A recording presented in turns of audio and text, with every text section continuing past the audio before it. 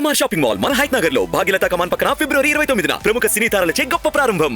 అంబేద్కర్ కోనసీమ జిల్లా పి గన్నవరం టికెట్ను అనూహ్యంగా మహాసేన రాజేష్ కు కేటాయించింది తెలుగుదేశం పార్టీ. అయితే రాజేష్ కు టికెట్ ఇవ్వడంపై కొంతమంది జనసేన నేతలు వ్యతిరేకిస్తున్నారు. అంబాజీపేటలో నిర్వహించిన సమన్వయ సమావేశం రసాభాసగా మారింది. పి గన్నవరం టికెట్ను మహాసేన రాజేష్ కు కేటాయించడాన్ని జనసేన కార్యకర్తలు తప్పుపట్టారు. రాజేష్ గో బ్యాక్ అంటూ సమావేశంలో నినాదాలు చేశారు.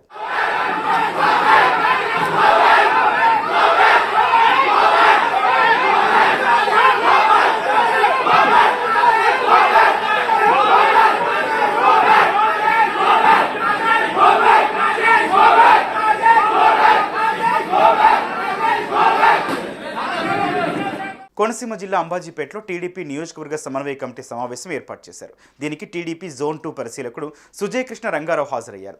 టీడీపీకి చెందిన 4 మండలాల సమన్వయ కమిటీ నేతలతో సంప్రదింపులు చేపట్టారు. తొలుత ఐనవిల్లి మండల నేతలతో చర్చలు మొదలుపెట్టారు. ఇంతలో టీడీపీ సమన్వయ కమిటీ సమావేశం జరుగుతోందని తెలిసిన జనసేన నేతలు హుటాహుటిన అక్కడకు చేరుకున్నారు. మహాసేన రాజేష్కు టికెట్ రద్దు చేయాలన్నారు.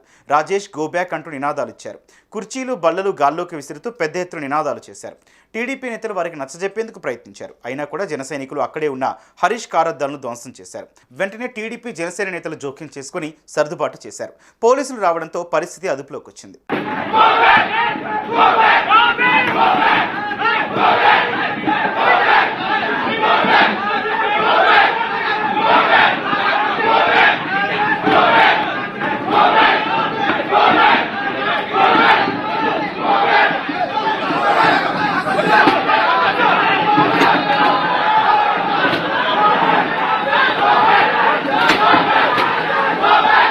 మహాసేన రాజేష్ అలియా సరిపిళ్ల రాజేష్ కుమార్ కు పి గన్నవరం అసెంబ్లీ టికెట్ కేటాయిస్తున్నట్లు టీడీపీ అధినేత చంద్రబాబు నాయుడు ఇటీవల ప్రకటించారు. మహాసేన రాజేష్ కు టికెట్ కేటాయించడాన్ని కొంతమంది జనసేన కార్యకర్తలు తప్పుపడుతున్నారు. సోషల్ మీడియా వేదికగా మహాసేన రాజేష్ కు వ్యతిరేకంగా పోస్టులు పెడుతున్నారు.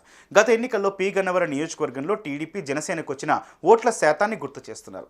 జనసేన బలంగా ఉన్న నియోజకవర్గాన్ని టీడీపీకి కేటాయించడం పైన జనసేన కార్యకర్తలు ఆగ్రహం వ్యక్తం చేస్తున్నారు.